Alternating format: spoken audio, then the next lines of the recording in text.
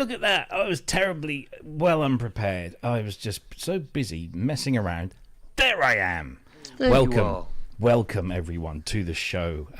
As we say every week, the pro does not stand for what you think it might stand for in our name. Anyway, welcome to the show. It's episode 191. It's the 1st of December, everyone, which I don't have any Christmas sound effects. You'll be happy to know. I was on hold to BT, who are one of the big telephone companies here today, and they had Christmas music on hold, and I was sat here just shaking my head. And, oh God, it's too soon. It's too soon. I'm not a festive person, but anyway, it is 1st of December, so I hope everyone came through Thanksgiving unscathed last week. That celebrated it in that part of the world. And we are the Pro Synth Network show. This is episode 191, and we've got a good one for you today. I've just noticed I haven't shaved. Oh, terrible. Just not good enough. Anyway, we've got plenty of people to introduce to you today. We've also got some surprises, so make sure you stay tuned throughout the show, because you will not want to miss this. Trust me, okay? I make you this promise, you will not be disappointed. If at any point during the show you think, just stick with us. I promise you, it will be worth it, okay? So, let's see. We've got a plethora of people to bring into the show. Before we bring in our special guests once more, who have joined us again, and we love it every time they come on, I'm going to go first of all, because Kent is doing something and he's just messing around. So I'll go straight to Andrew. Hello, sir. Hello, sir. How are you? I'm very good. I'm very good. And we're not doing Christmas. No, we're not. Don't. Or I'll mute you, Mike.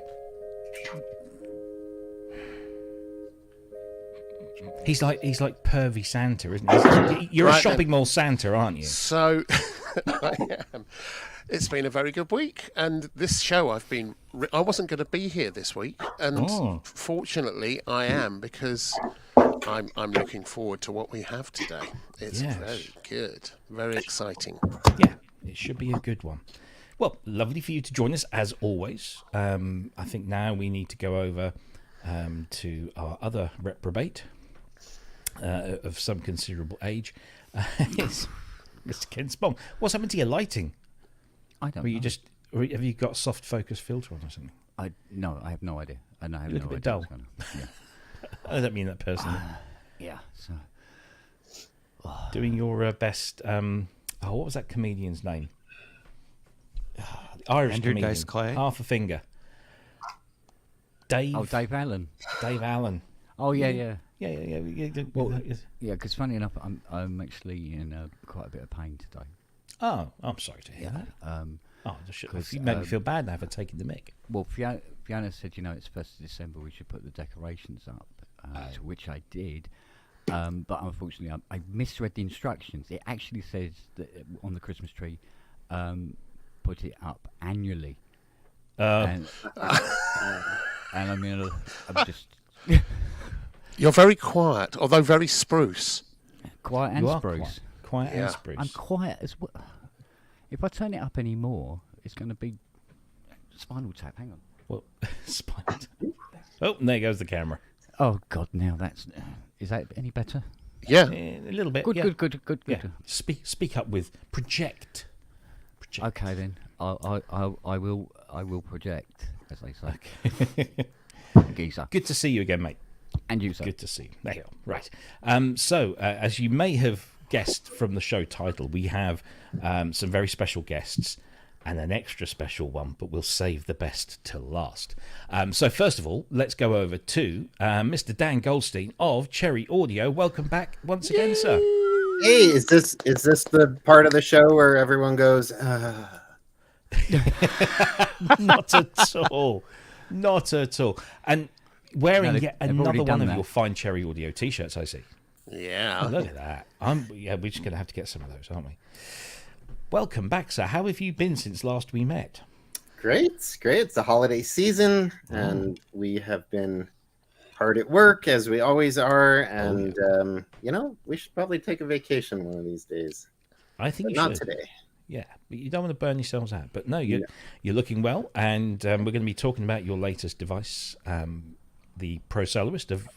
What's that to your? Is that a Pro Soloist to your right, or is it a? This is Soloist? an early Pro DGX, which is essentially exactly the same as the Pro Soloist, but it has little LEDs and buttons instead of switches for switching the sounds. This particular unit has the controversial Moog filter that the original Pro Soloist has. So for all intents and purposes, it is a Pro Soloist. Nice. Well, we're going to talk about the Pro Soloist from Cherry Audio in just a little while. Before we do that, wherever we find Dan, we find Mitchell Sigman. Hi there. How are you? I am good. Good. I have a bone to pick with you, sir. That Emulator 2 is still in the corner of your studio. It's not still available if you want it. It's not here. If you want to slow boat it to the UK, you can have. In fact, I could just throw it straight in the water. It's built like a ship. Yeah, weighs about as much as a ship. Yeah, this is true. Yeah, and it's probably got some buoyancy in there somewhere. How are you? I am doing well. As Dan says, we are busy as usual. Indeed. And of course, Pro Soloist has been a resounding success, and yes, we're very happy. Another fine tool in the Cherry Audio arsenal. Yeah. People were asking for a long time for this, so we figured we'd better get to it. Absolutely. Well, great to see you both. Thank you for coming on. We have a surprise. It's the first of our surprises tonight, because we thought, like, we're talking about Cherry Audio. Cherry Audio have made the Pro Soloist, which of course is inspired by the ARP Pro Soloist, and we thought, well, who could we possibly get on the show that could give us some meaningful insight into the ARP Pro Soloist? And there really was only one person. Ladies and gentlemen, give a big, massive Pro Synth Network round of applause for Ms. Dina Perman-Iffel, or DARP as we know her. Dina, welcome to the show. Thank you. It's great to see you again. I mean, we love having you on the show. Thank you ever so much for taking time out of your day, because I know you're a busy girl. So thank you ever so much for doing this. And where do we find you with all these amazing keyboards behind you? Is this home? This is home. Yes, it's our studio. Wow. You've got more. Have you got more since I? Yeah, they're multiplying a bit. They do that. Trust me. Yeah. You've got chills. Yeah, I have. We have. Let's see over here. We have an avatar. Nice. Yepers. Yeah, and then Balalaika. Actually, you can't really see it. There is an axe that's waiting to get fixed. Okay. And then over here. Well, look at that. Nice. What's that, everybody? Go on. I'll let everybody else guess. Do we have to guess the sound? What patch? Oh my goodness. Can I cheat by looking at ours? Anyway, Dina, look, thank you ever so much for coming on. Aside from, of course, we want to get a little bit of insight from you about the Pro Soloist, but we also have some stuff to talk about with a new Indiegogo campaign that you are running, and some really exciting news for the ARP Foundation and ARPs for All in particular. So everybody do stick around for that. We'd love you to know more about this, and Dina's going to tell us a bit, and we're going to share some links, and hopefully you'll be putting your hands in your pockets for a few dollars here or a few pounds there and whatever, and we'll get Dina to her target. But look, thank you ever so much for coming on. It's so good to have you here. My pleasure. Let's bring everybody up on the screen. There we all are. I know Kent's still messing around with something, but welcome everyone to the show. We are going to talk about ARP. We're going to talk about Pro Soloist. We're going to talk about the new Cherry Audio Synth Stack 4 as well. And are we allowed to talk about sync? Are you mentioning sync? Because sure. Yeah. We'll talk, because I think I've been testing it out, and it's great, and it's really good. And I think it's something that now that you've got so many of these damned instruments, it's great to be able to manage them in one place. So we'll talk about sync as well.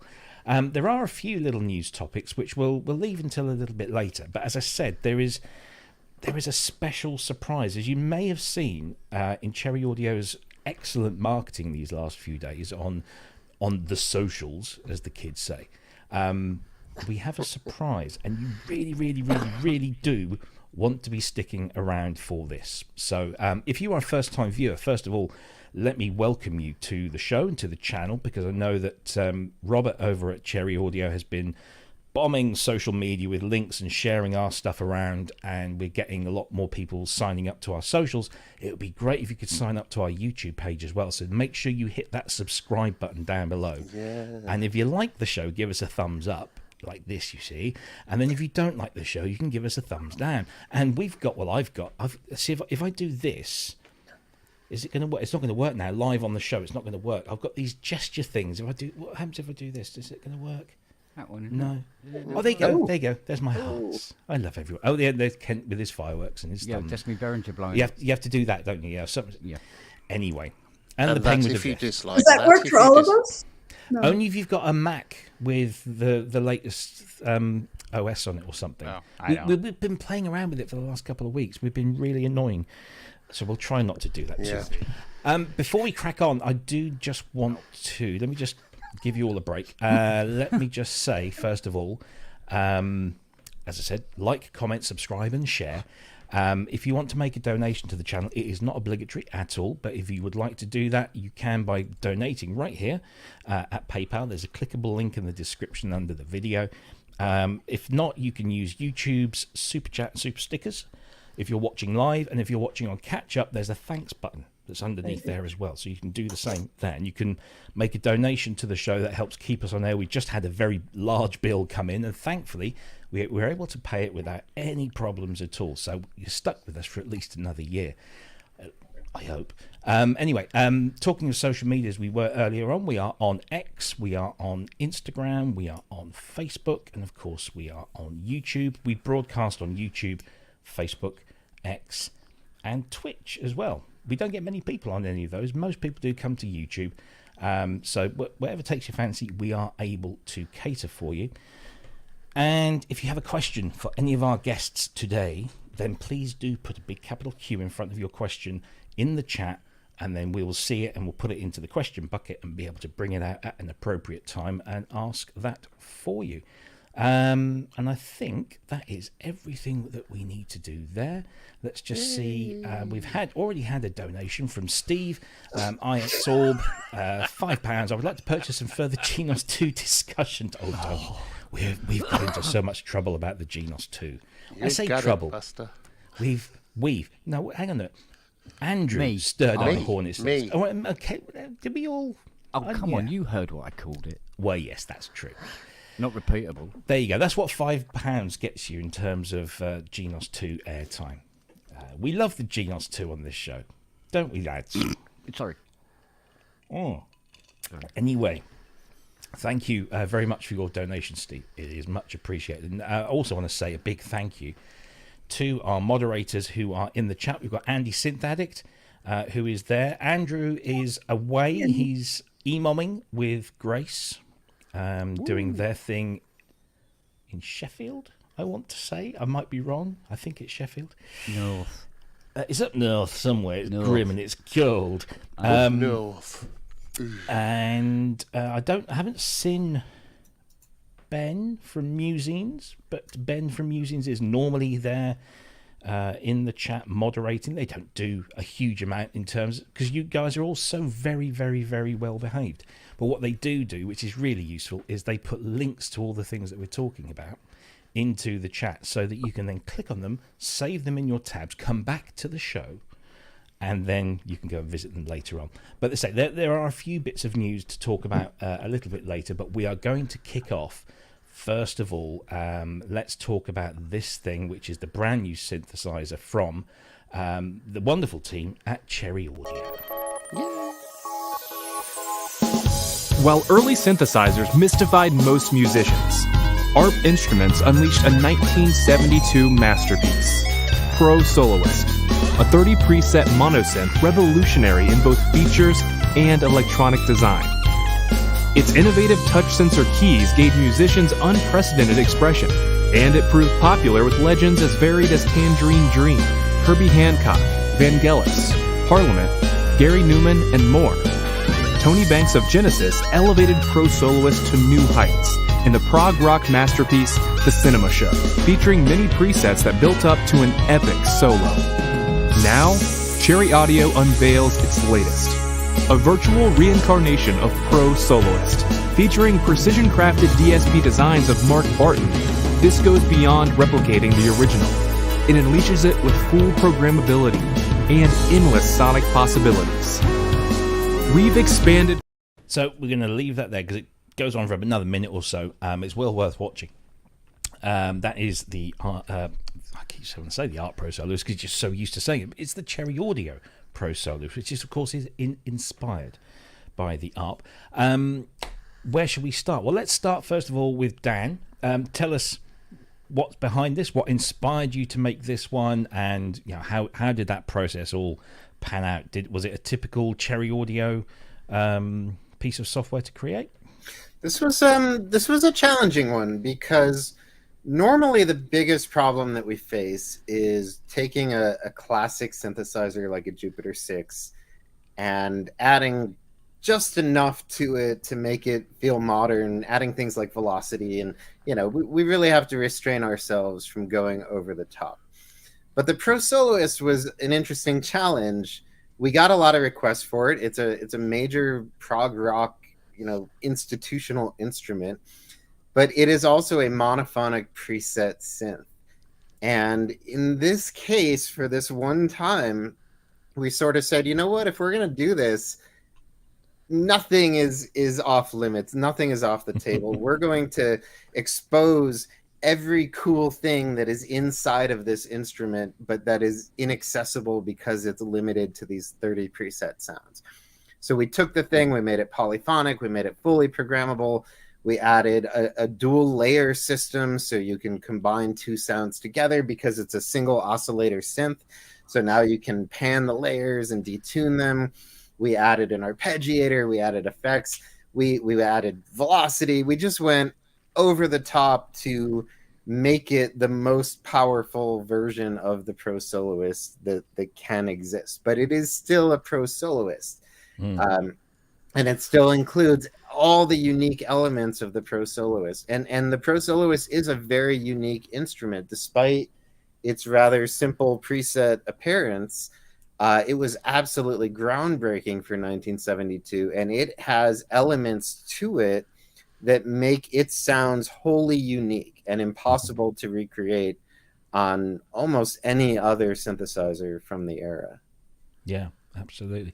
I mean, I have to say that I've never had any hands-on experience with this instrument, but when I first got hold of it, it was so apparent this was more than just a mono synth. What you've done with it, you've taken that original DNA and injected 21st century stuff in there, because it's a massively polyphonic synth. You've got two layers, 16 voices per layer, and not only have you got all those classic presets in there, you've got a massive bunch of great presets from the likes of James Terrace and James Dyson. You've got to think about employing people with the name James. I think I should change my name. But there's some great stuff in there, and it really was just so much fun. That's the thing with these instruments, that it's all very well them being powerful and got all these bells and whistles. If they're not fun to play, then you don't really want to dive in there. The other thing is that yet again, it looks amazing. It has this wonderful look to it. It has the ARP DNA in its stylings, but obviously with some additional stuff in there. And let's come to Mitchell and find out a little bit more about that. What was that process? Because you do the layouts now, and then Mal does the graphics. Can you hear me? Oh, you've gone. You're very quiet. Wait. How about now? There you go. Yeah, That's faulty better. 500 rack. So, yeah, the way it's working these days is I kind of make it as I always did, in a sort of flat way, and then hand it off to Mal, and he makes the 3D parts of it.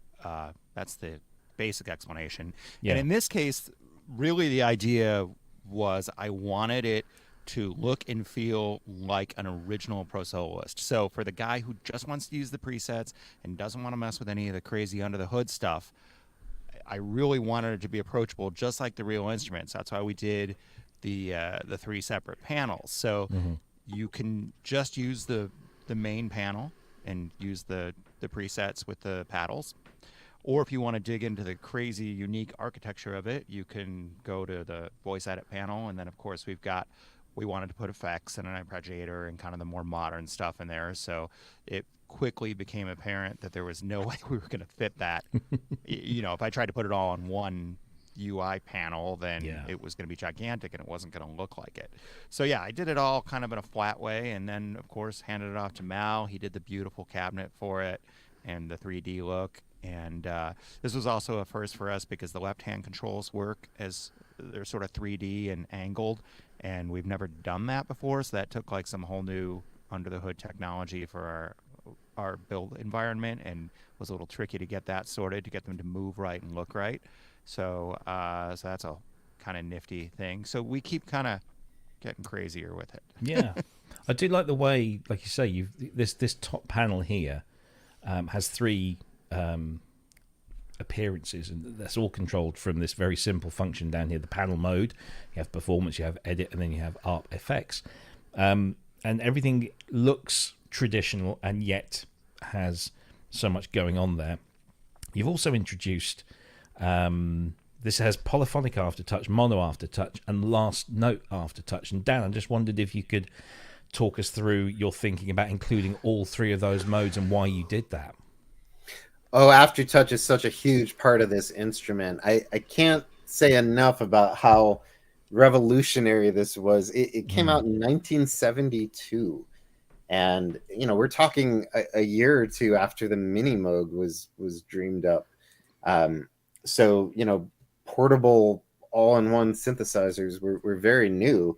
And it has not only aftertouch, but all kinds of different aftertouch modes. There's all kinds of things you can do with the aftertouch that make it extremely expressive. And any attempt to recreate the Pro Soloist meant that aftertouch had to be a huge part of it.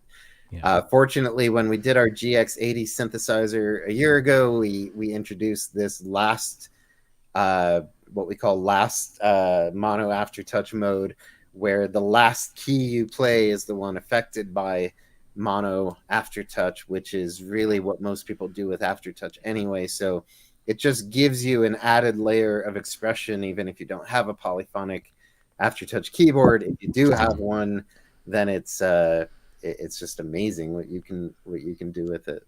Yeah, absolutely. So if you are an owner of, say, a Hydra synth, you can hook this up and take full advantage of that facility. The last note aftertouch, I thought that was a really nice, and you'll excuse the pun, touch, because, for example, the Arturia Polybrute just came with standard mono aftertouch when it shipped, and in version 2, I believe, they added last note. And it really made a huge difference to its expression. And it's just such a simple thing that I guess is done in software. So, if you don't have to do any sort of specific tweaks to the keyboards. It's just a software thing.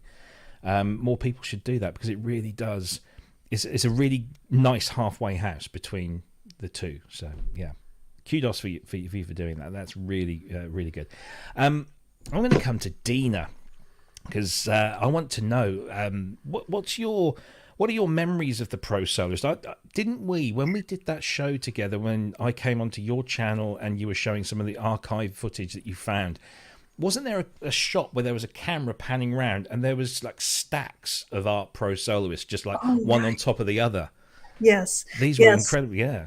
Yes, I do want to say that actually the original Soloist that the Pro Soloist was based on came out in 1970. Yeah. It just wasn't the same kind of release as the Pro Soloist, and it wasn't as famous.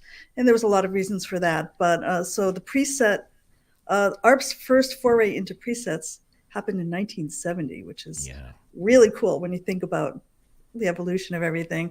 I was 8 years old at the time. I want to say that it was my favorite And the reason why is because I would walk up to an ARP 2500 and not be able to make predictable sounds from it. And having just sort of recently been introduced to piano lessons, I was taking piano lessons by that point, the frustration of not being able to make a sound immediately in my 8-9-year-old lack of patience mode.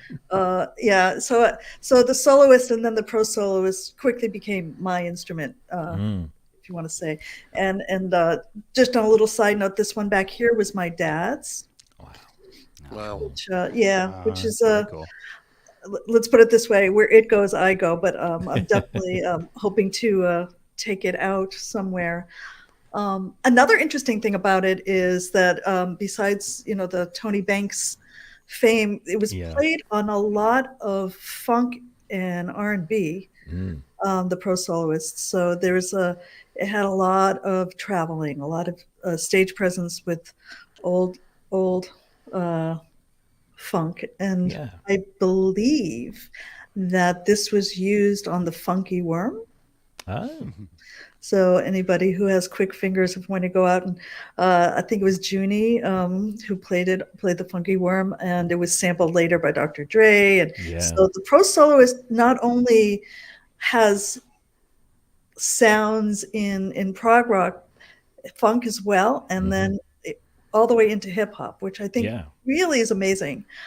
The other thing is that this was one of the few instruments that my dad did keep at home. I couldn't find it in time, but there is a picture of one next to the baby grand and a reel to reel at my parents' house, and it'd be really interesting to see if I can find any tapes that Was the Pro Soloist your dad's design?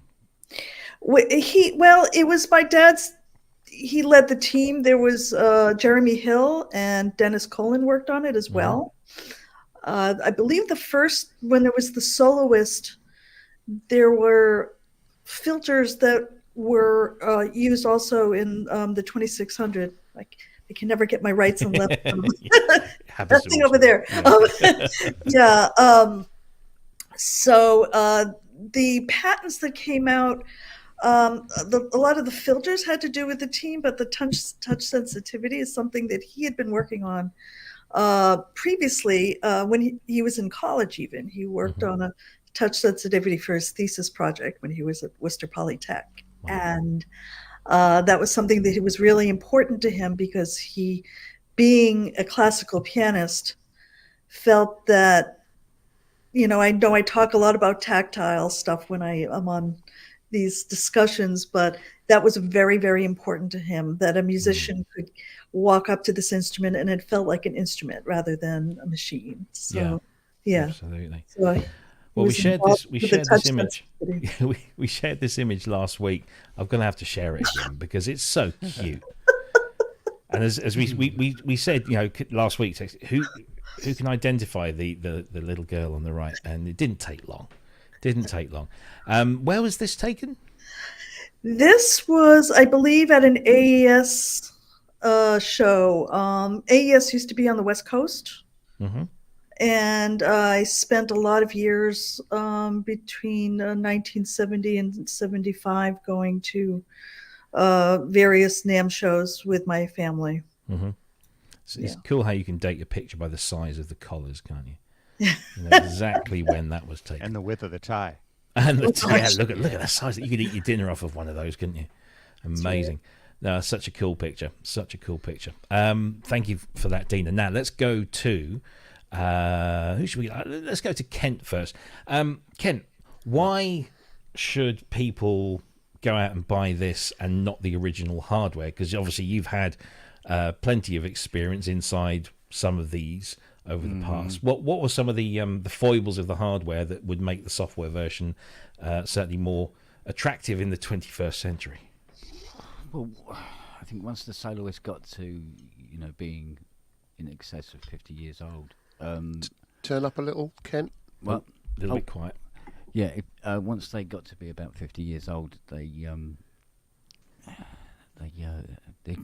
They're tired. They're tired little things. What about that keyboard mechanism? Because obviously it had the aftertouch in there. It was very early for that sort of thing. Is it a delicate mechanism in there? Well, it's a cat whisker, like it is on the Pro One and stuff like that. The aftertouch was a carbon strip under green felt on an aluminium bar. Okay. And you used to push the key down onto that. It's very, very responsive. It felt very natural. Mm-hmm. So the reason that the Cherry Audio one, for me personally, the reason why the Cherry Audio's one is welcomed is because it's nice to be able to sit down and play a Pro Soloist without having to work on it for 4 days first, which I think is wonderful. But I mean, because the Pro Soloist is one of those machines where it was using simple, pure sounds, but it just cut through anything, and it was just really rich sound that it had. I mean, the original machines by far are great to have, but they've now reached the age where they need to be looked after and respected like an old parent. They don't want to be going out and travelling around the world. They've done that, thanks very much. I just want a quiet life. Put me out to pasture and let me rest. Like more and more of these old vintage girls are getting to. So it's just a beautiful machine, though. It was so compact. It was just under the arm and off you went. It's a nice looking thing. Yeah. Because even a Minimode was like, both hands. Here we go. Do you know what I mean? Well, this was like under the arm. Off we go, boys. Off we go. Yeah. Make some noise. Yeah. Andrew, have you ever had an experience with the original? Oh God, yeah. Yeah. Yeah. So I remember back before I got into music professionally or at all really, I remember seeing these and thinking when the Pro Soloist came out, and I just thought, oh God, it's a Bontempi chord organ. It's got it's got some presets. It's going to be dreadful. Right, that's what I thought. I was very snobby about it because I was looking at System 700s and 2500s and going, that's what I want. And then, so I kind of ignored it for the longest time. And then one day, I'm just trying to think who it was. We were friends with all sorts of people when I was younger, and one of them was John Camp from a band called Renaissance, and he'd lent one of these and a Selena to a pal of mine, and I went along, and because we were a bit sort of drinkled or whatever, I thought, well, I deigned to play this, and I was immediately captivated by it because it did the thing that I've always looked for, and it's exactly what Dina said. It was an instrument. It wasn't just a synth, and you only had the buttons to press and some controls, but my God, what you could do with it. And the fact that you could, it was unheard of to have, aftertouch on something like that. And it was such a pure sound. There was almost, Kent said it was a rich sound. I don't think it is rich. I think it's because it's so pure, and because of the filters, the resonant filters, it just cuts through everything. You don't need to have it loud, and it's not sharp cutting. It's just because it's so sonically pure, you almost can't ignore it. Yeah. And those were the kinds of sounds that everyone was trying to duplicate for years afterwards, for years and years and years in R&B, hip hop, as Dina said. And I loved it. I just absolutely loved it. And I tried to buy one. But I had a choice to make between that and a 2600, and so I got the 2600. And much as I love the 2600, I missed that ability. It wasn't until the 80 came out that I was able to get that real polyphonic, the aftertouchy thing again. Yeah. And I've always admired it. I've always thought that the people that knew, and they were all players. Not that I am, but they were all players, and once you played it, you just kind of, you were spoilt for anything else. As a lead instrument, it was a proper instrument. Yeah, absolutely. No, it's a wonderful sounding thing. I want to come back to you, Dan. You've got a plethora of great sound designers that come up with the patches for your synthesizers, the factory presets. James Terrace basically heads up the team, and he's got the likes of James Dyson, the great Drew Schlesinger, Mark Barton. You've got Matty Simovic in there, and Huston Singletary, which is one of the greatest names on the planet, designing all of your factory presets for you. When you've got an instrument like this that was originally a monophonic synthesizer and now has the ability for effectively 32 voices across 2 layers, do you give these guys any sort of direction in terms of what you want, or is it just like, here it is, jump in, see what you come up with? Oh, well, James Terrace, who's our head sound designer, he leads the team of sound designers, and he's probably the most prolific and most experienced sound designer on the planet at this point. He is remarkably organized and extremely good at playing to the strengths of all the other sound designers that are working on a project. Mark Barton, who did the DSP for our Pro Soloist, fortunately wrote up a bit of an essay on what makes the Pro Soloist unique and where its strengths lie.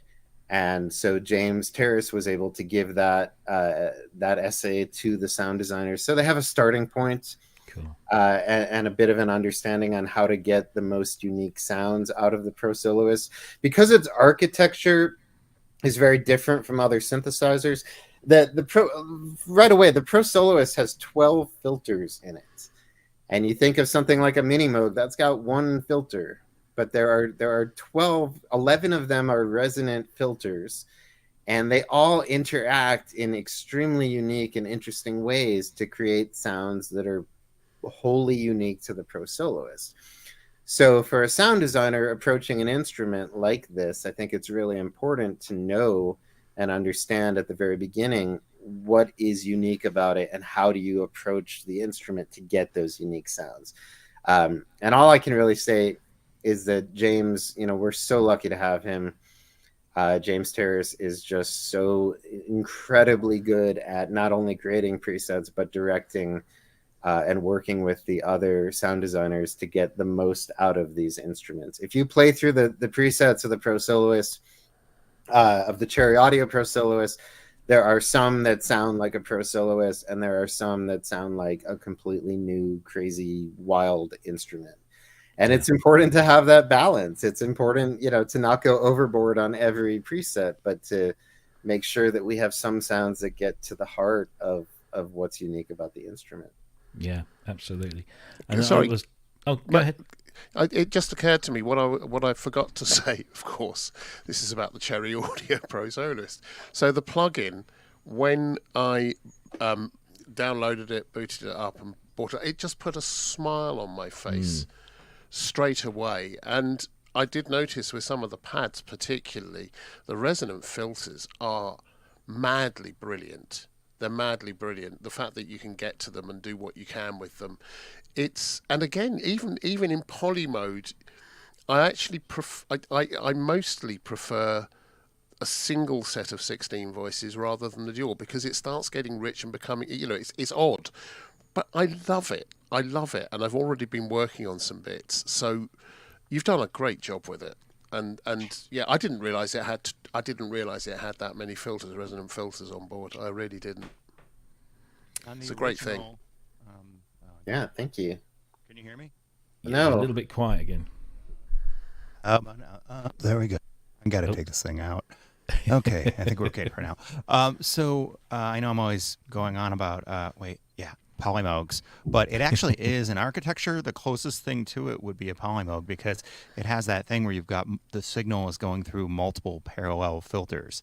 And the whole idea, as Dan was kind of touching on, is it's got these 5 resonators that allow you, they're kind of like almost like parametric EQs in a way, that allow you to emphasize certain frequency ranges and get these. And the idea in the original was to get resonances that were like acoustic instruments. So the way you can sort of stack those along with the conventional low-pass filter and run them in parallel is really unique. And the only thing that really does something kind of similar is the Polymode. Sorry, well, but also the 3300 you did has resonance. Yeah, that's true. And so it kind of reminded me of that, but this has gone a whole step further. Yeah, and on the original, the five resonators, they were just fixed. They were kind of rudimentary. I think they just did them with caps and coils kind of thing. So each one of those was kind of stuck on a in a particular setting. Off the top of my head, Mark's going to yell at me. There's either 5 or 10 in the original. There are 10. There are 10 preset. There we go. Resonators. But the big difference with Cherry's Pro Soloist is Mark went ahead and made them all continuously variable. So that makes them far, far more flexible. And that's why we have, for those who might miss it, there's a little upside down triangle that's a little like a button that you click, and it opens up a little preset menu, and you can set each one of those to any of the fixed values of the original, or obviously you can use the knobs to vary it. So you really, really get a ton of flexibility with those, far more than you would get even if the original did have the controls brought out to the front panel. Cool. And then on top of that, Mitchell designed in a pretty powerful mod matrix, so you can then modulate those individual resonators while with a variety of different sources, including LFOs and random voltages and keyboard voltage. And so again, it just unlocks all the power that was inside this instrument. Yeah, absolutely. Dina, what would your dad have thought of this? Good question. I think he would have loved that. And every time additions and improvements are made, what you've done, like what G-Force did for the Oddity, when enhancements are created, I think he would have really dug that.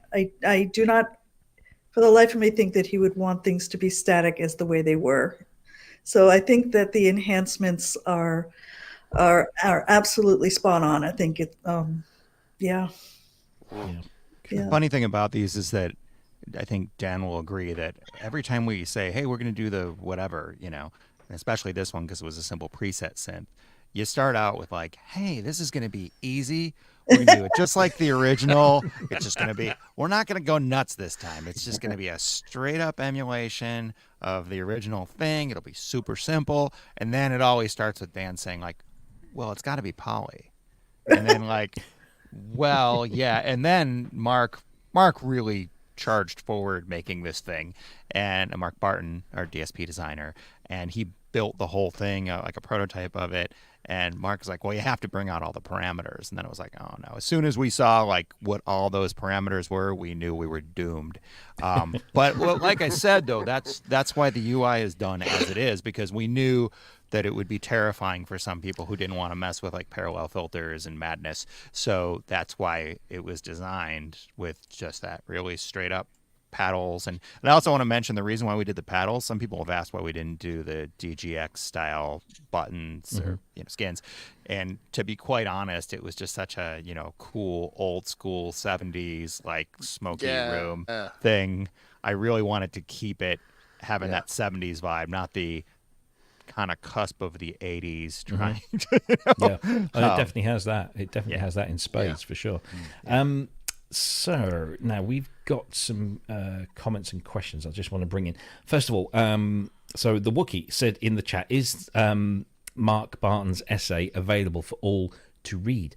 And yes, it is. On the Cherry Audio main page. I'll put it in, Dan. Okay, there great. It is. Yeah, we have a version of the essay called Care and Feeding of the Pro Soloist that is a little less targeted at our sound design team and is more of a just very interesting read about what makes the Pro Soloist so unique. Yeah, and it talks about, for example, on a Pro Soloist, there's no tune knob on the front panel. You'll find one on our Pro Soloist, but on the original, there's no tuning knob. And that's because the oscillator, which is an entirely unique design, is an oscillator that feeds back into itself. So it is constantly adjusting its tuning. If it goes a little sharp, it adjusts itself down until it's perfect. So this thing doesn't go out of tune. In 1972, you have an analog oscillator that doesn't go out of tune. Yeah. It's just mind-blowing how unusual and interesting this design is. And then when Mitchell was talking about the Polymode, that's true. You know, the Polymode has these resonant filters that are adjustable, but they're always parallel with the main filter. And on a Pro Soloist, those resonators can be optionally fed into the main Moog style filter, or they can be fed to be parallel with that filter, or you can avoid the main filter entirely and just hear the resonators, or any combination thereof. And it just, you know, it kept surprising us all along the way how many unique and unusual sounds you could get with this architecture. It was so ahead of its time. Honestly, the most challenging thing, and, you know, Mitchell really needs to get a lot of credit for this, is that the Pro Soloist front panel is really just a row of buttons.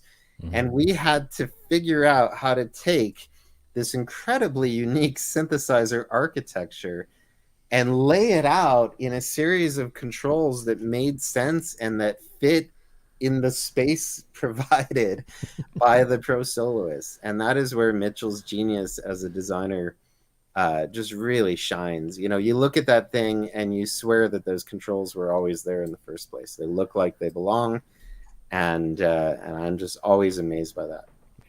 I've recorded that, Mitchell, for posterity, so I'll send that over. Well, yeah, it really is, because it's a small space, and there were a lot of parameters to shove in there, and, you know, you can make controls tiny, but when you start actually putting all that stuff on there, you don't want the controls to be tiny. You want the labels to all be legible and not crash into each other, and just the dumb logistics of it, it can get pretty challenging. So yeah, fortunately, I always look at it like, whew, I managed to pull it off this time, but I'll get you next time there. Yeah. So yeah, thanks for that. Oh, sorry, Dina, you were going to say? Oh no, I was just saying that it was such a surprise to find out about this. I was really floored. It was probably one of the last instruments I would have expected, and it was and what a pleasure. A real pleasure. It's really heartwarming when I see how people are loving these instruments still, and that's what makes them an instrument rather than the latest thing, is that they stood the test of time, and now they're going on to new versions and new generations of instruments. Yeah, absolutely. Let's see, what else have we got here. Question from Dr. Mike Metley. Poly Aftertouch or MPE support? Does it have MPE support? It doesn't have MPE support. It does have Poly Aftertouch support. Okay, there we go. So that's MPE. You know, we love MPE, but it doesn't make sense for every instrument. In the case of the Pro DGX, there's no pitch bend other than Aftertouch driven pitch bend, and the architecture is unusual enough that that we just felt it wasn't right as an MPE instrument. But absolutely, Poly Aftertouch is such an important element of this instrument. Yeah, absolutely. Thank you for that question, Mike. Somebody, Paul Artola, was asking, are you considering making a VM module that features that resonant filter bank for voltage modular?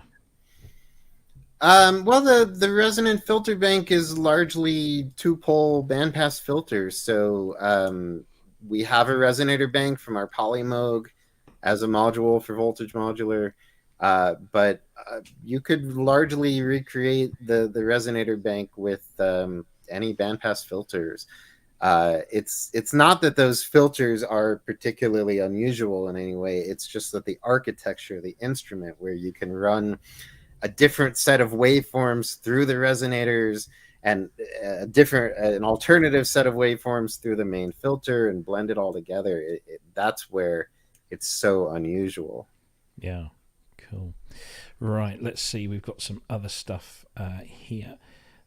Compliment here. Brian O'Sullivan says Cherry Audio continues to deliver great sounding, great looking, and incredibly deep soft synths at affordable prices. Customer for life there. That's nice my one, cousin. Checks in the post. Great stuff. We've done that one. Justin Havu is saying, waiting for an EML 101. If anyone can do it, Cherry Audio can. I don't know if you've got that on your list, but if not, maybe that'd be a cool one. Let's see. Is there a synth you've been trying to do but are just purely limited by getting hands on a working version? I see Mitchell kind of nodding there. Well, I don't know if we can answer that stifling. question, because if we did find one, we don't like to tell people if we're in front. But that's definitely been a situation. That was certainly a situation with the PS3300. I apologize. That's my dog, by the way. The 3300 was definitely that situation. Although now that we have access to EMIAP and Dan's synth collection, there probably isn't a synth on Earth that we couldn't get our hands on at this point. So the sky's the limit for sure. Yeah, good stuff. There's a question from Neil Loffren. Was the most challenging part of the Pro Soloist emulating the touch-sensitive effects such as the growl? The growl was an interesting one. We had no idea what the growl was, how it worked. And Mark Barton actually did a circuit emulation. He had to recreate the circuit in order to see what the waveform is that drives the growl. It's a negative rectified sine wave-ish mod source. It's kind of a sine wave LFO that's run through a bunch of weird processing and gets rectified. And it just gives it such a unique sound. And yeah, absolutely. I mean, getting that right was huge. One of the things that was very challenging is probably not what people would expect. And that is that there are all sorts of elements on this instrument that affect the filter cutoff simultaneously. There's the brilliance slider. There's how much envelope is sent to the filter.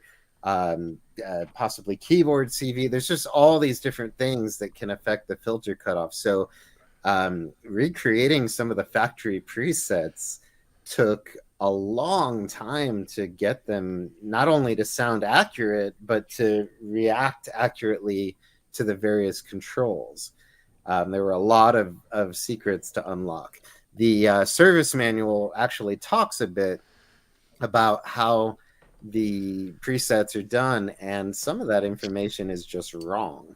So yeah, we had a lot of really interesting challenges to make the factory sounds. We spent a lot of time not only making them, but then going back with fresh ears and listening to them again and making endless tweaks until they were close to perfect. There's also the fact that the Pro Soloist, the parts that were they made them for a long time, different versions of them, and they didn't always use the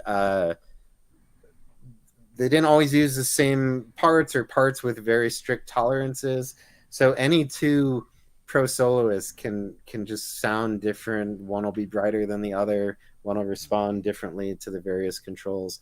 So fortunately, we ended up having 3 of them that we were able to reference during this process That's useful. in order to get it to sort of come up with the ideal Pro Soloist sound. Brilliant stuff. Just had a donation here from Andy Synthetic, $5. Great to have Cherry Audio back on. Everyone keeps suggesting more synths to recreate. I asked for the Nova chord long ago, and they eventually did it. So yeah, there you go. There was this one. Yeah, so I've got to agree here with Christian. One thing I love about the Pro Soloist is how long it is. Normally the VST is a big squares, but this is one long rectangle, and I've just invested in one of those super wide screens, and I can make it fill my screen, and it's massive and it looks amazing. It's really cool. So yeah, more of that please, for sure. Let's see, what else have we got? Very funny. Jason Crouch says, when is Cherry Audio releasing the Genos VST? Hopefully never. Do you need one? So Let's see what else. Oh, and I Sing the Body Electric says, every time Dan is on the show, I find myself coveting that Prophet 10 with an almost biblical intensity. You and me, and I think a lot of other people too. There's a story there, like Dan had 2 of them. I don't know if he still does. I did. For about a month, I had 2 of them. No, it was longer than a month. And for a long time, every time I talk, he's like, do you need a Prophet 10? I know you need one. And my answer was always like, I have a Prophet 5 and a DAW. So no, I don't want your damn. And like, I'm kind of like scarred anyway because the guy I used to play in a band with had one and it was a mess. So, and it weighed a ton. It was in my studio for a long time. So believe it or not, I know for the right person, it's awesome. We have a friend with one who loves it. But yeah. Well, you see, if you gave me that emulator, you'd have enough room for one. Believe me, I would gladly give it to you if you weren't like 430,000 miles away. I have the original box for it. No way. I have the original box. Now I want it even more. Finally took out the original hard drive, which was like as loud as a helicopter. It was like 20 meg drive, and it worked. I bought that thing for like $1,200 from a guy locally, like an old guy who barely used it, and he passed away. It's a long story, but it's absolutely mint. If anyone wants it, let me know because I want to offer 40 years old next year. Original box. Yeah. 40 years old, the emulator 2 next year. Yeah. Gives me some ideas for maybe a seminar. So let's see. We've got a couple of other things. I want to move on to something else. Christian again says, do you have a favorite preset from the original Pro Soloist? There's a question for everyone that's played one. So I'm not going to take part in this because I've never played a real thing. So let's go to Dina first. There's your answer.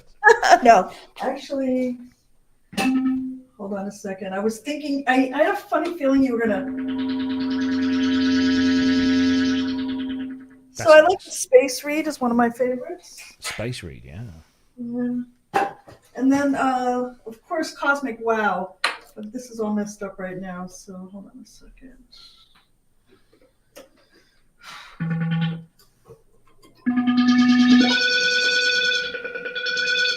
It's all messed up with a bunch of others, so I've been.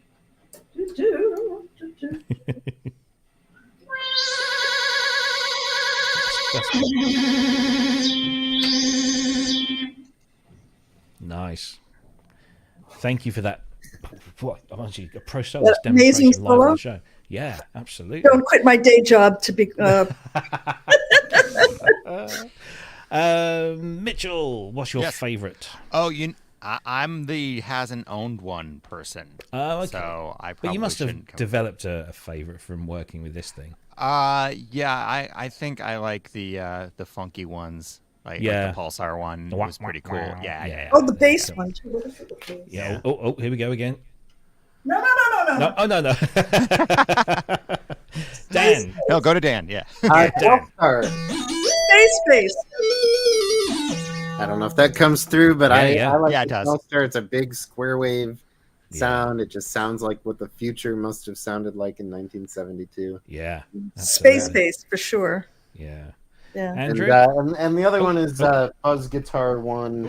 Oh yeah, that one's really cool. I know that's one of Mark Barton's favorite because it has this fuzzy, distorted sound, but there's no distortion to it. It's all done with those resonator filters, and it's just such a cool, unusual sound. Yeah. Andrew, do you remember when you were playing with one, was there a particular favorite preset you had on there? I kind of got stuck on the flute, clarinet, oboe, those kinds of things, the woodwind and the reeds.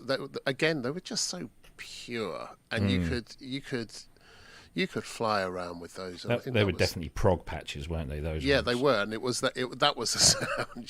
That was the sound.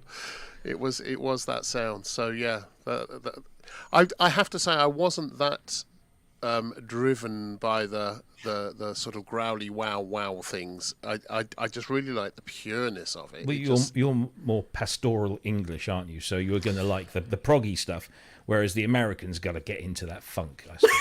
No? Is that wow? That's exactly right. Kent is looking down at the ground, probably trying to think, I can't remember the names of the presets, but did you have a favourite? Do you remember? I'll tell you what. Go on. My Peterson tuner loves flutes. Okay. My oscilloscope loves trumpet. I like Telstar. Telstar. Telstar is good, actually. Yeah. There you go. Well, I'm gonna jump into this. My favourite is one of the new ones, and it's one from the Cherry Audio Pro Soloist. So I was noodling around with it yesterday. If you were on Kent's,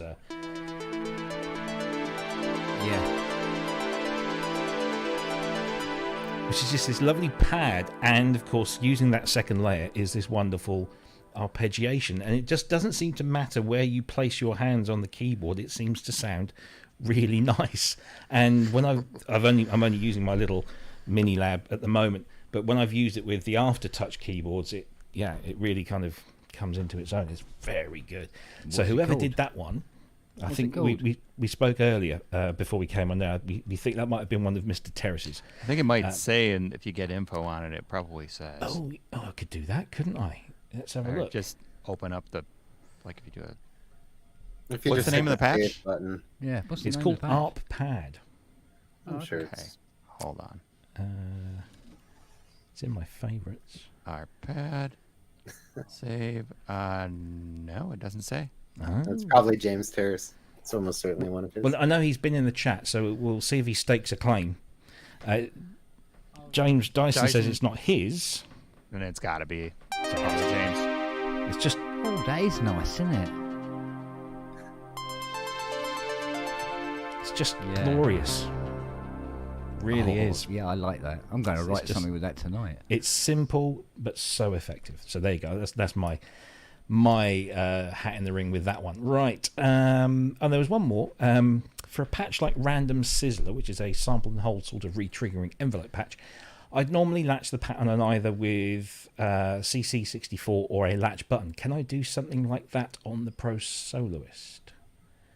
We don't have. There isn't a hold button in the arpeggiator of the Pro Soloist because we were so limited on space with that with that relatively small interface. So, but you can use your sustain pedal to hold the notes. That would work. There you go. Excellent stuff. Right. I know there's no point me asking these guys this kind of question because if it was, they wouldn't tell us, and if it wasn't, they probably wouldn't tell us either. Actually, I think Dan, I think I can answer this one. I probably can say we probably wouldn't do it.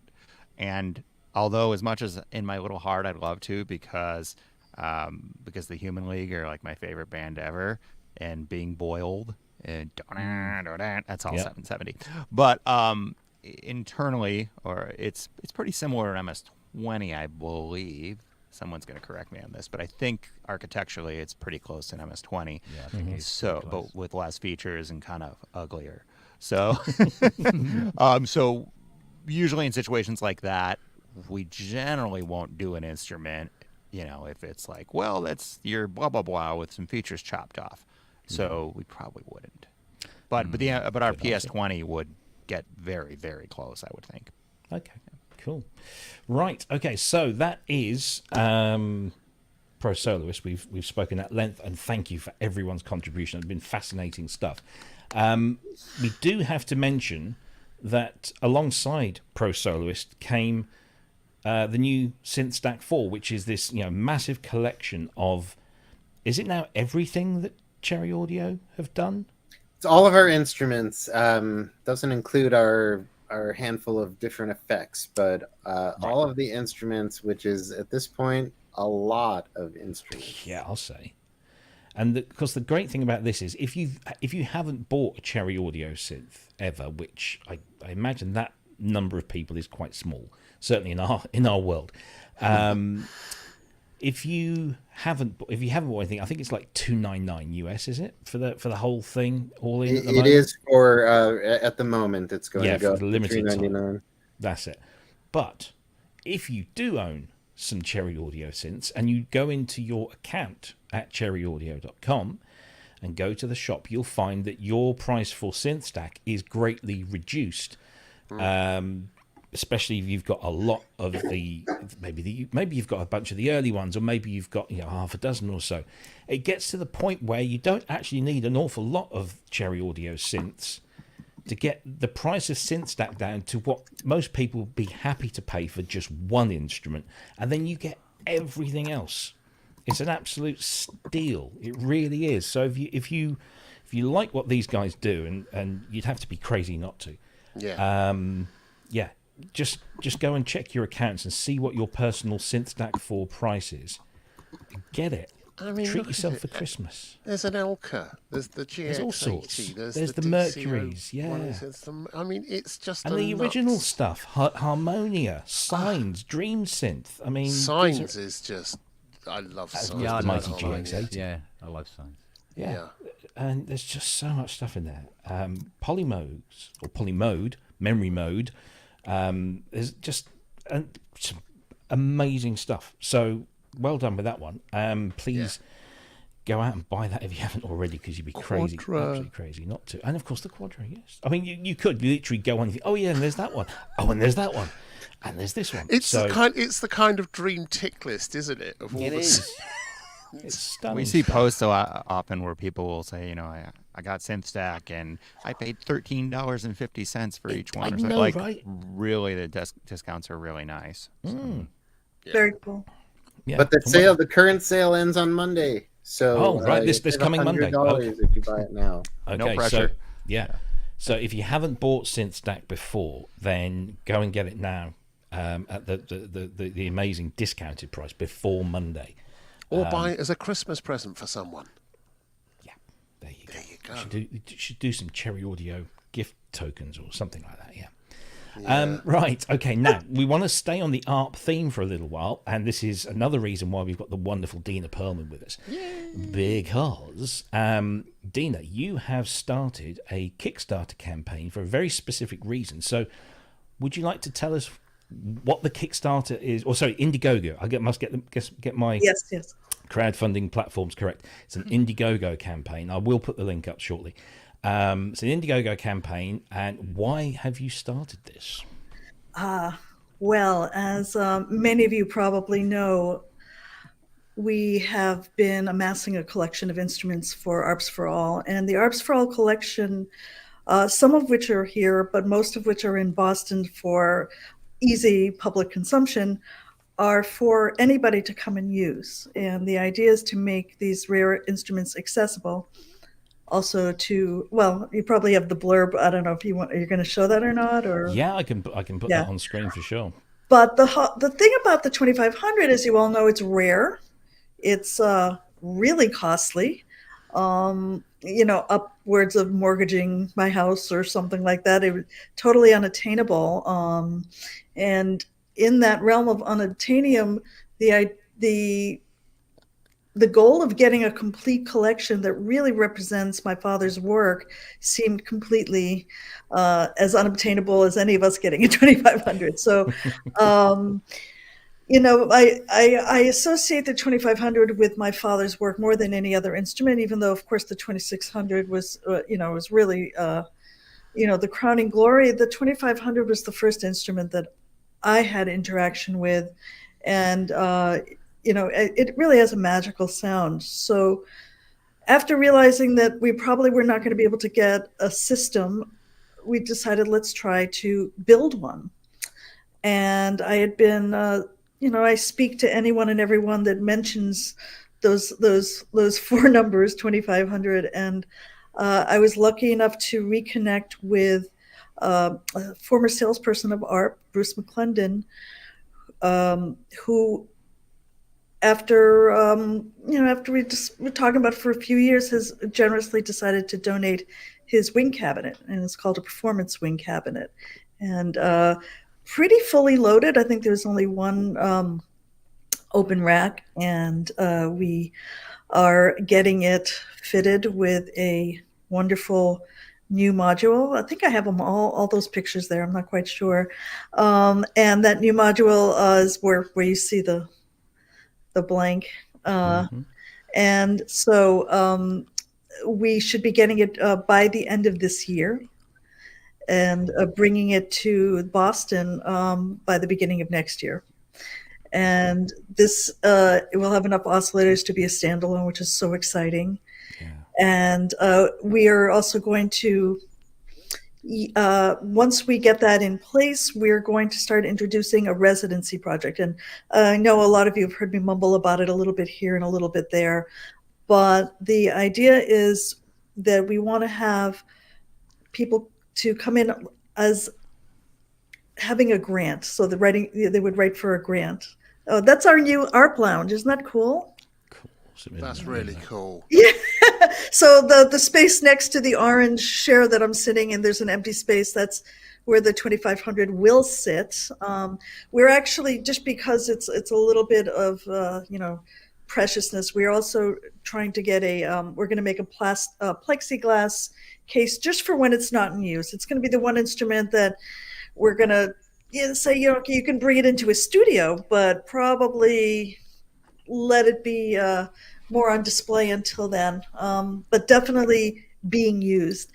So back to the residents, we're going to put up an application for artists to apply for, and the idea is that they would get a full week with the 2500 and all of the ARPs and a recording studio, access to the recording studio, and be able to record a project. So if you have a dream project that would include all these vintage synthesizers plus state-of-the-art recording equipment, then the time to do it, you would come with this project and have a week to record and play.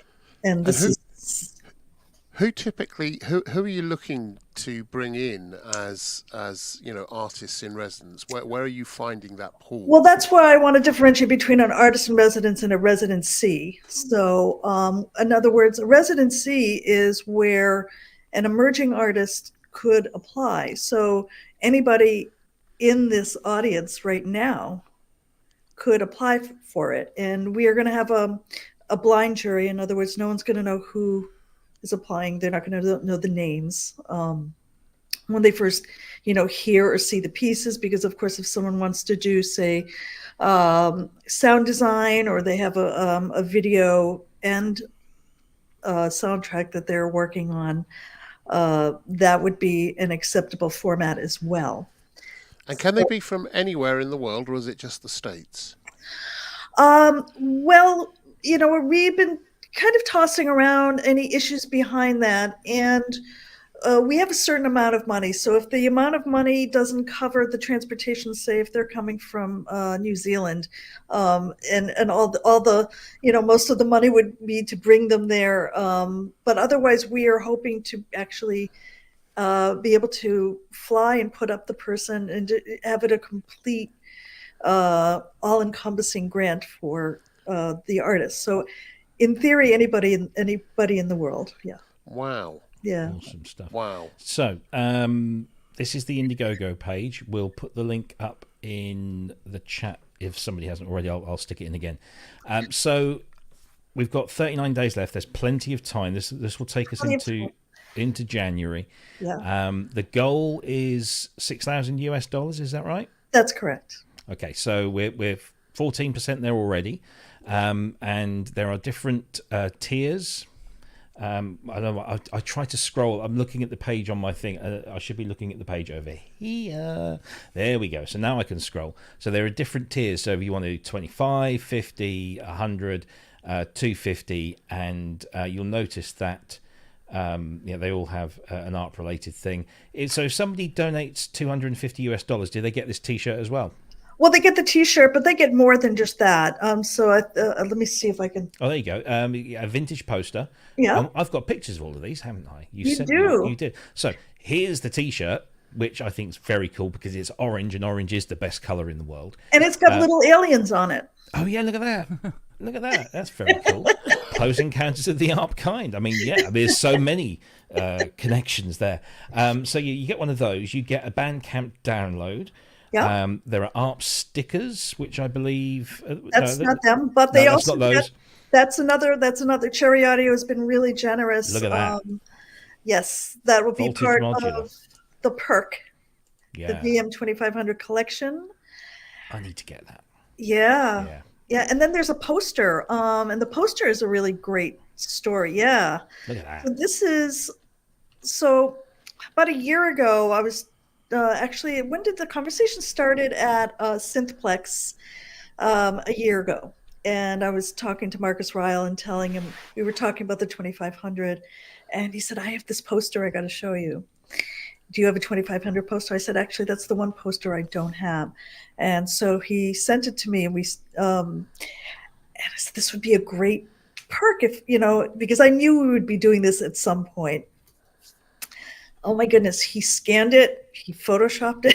He did so much work. I mean, I'm so grateful to him. He was just amazing. So, we worked on it, and that is the poster. So it's a absolute authentic reproduction of an original.